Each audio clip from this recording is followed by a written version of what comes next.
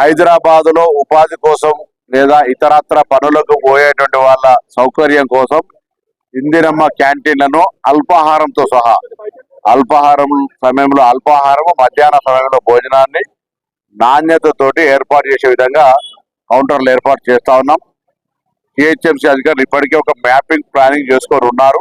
ఇంకా ఎక్కడైనా ఇటువంటి ఇందిరమ్మ క్యాంటీన్లు ఎస్టాబ్లిష్ చేయాలనుకుంటే కూడా ప్రభుత్వం తరఫున గుర్తించడం జరుగుతూ ఉంది. ఎక్కడైనా ప్రజలు, ప్రజాప్రతినిధులు కూడా ఈ ప్రాంతంలో ఇందిరమ్మ క్యాంటీన్ ఉంటే ప్రజలకు సౌకర్యంగా ఉంటుందని చెప్తే అక్కడ కూడా ఏర్పాటు చేయడానికి సిద్ధంగా ఉన్నాం.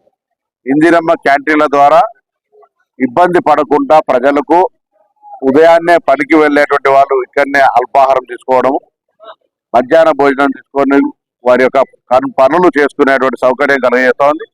ఎందుకంటే హైదరాబాద్ ఉపాధి కల్పనకు సంబంధించి మెట్రోపాలిటన్ సిటీగా పెరుగుతున్నటువంటి పరిస్థితులలో ప్రజలకు సౌకర్యాలు కలిగజేసే బాధ్యత ఇన్ఫ్రాస్ట్రక్చర్ డెవలప్మెంట్ తో పాటుగా సంక్షేమ కార్యక్రమాలు ఇటువంటి కార్యక్రమాలు కూడా ప్రాధాన్యత ఇస్తూ ఈ రోజు క్యాంటీన్ ఇందిరమ్మ క్యాంటీన్ సుందర విజ్ఞాన కేంద్రం దగ్గర ప్రారంభించుకోవడం జరిగింది.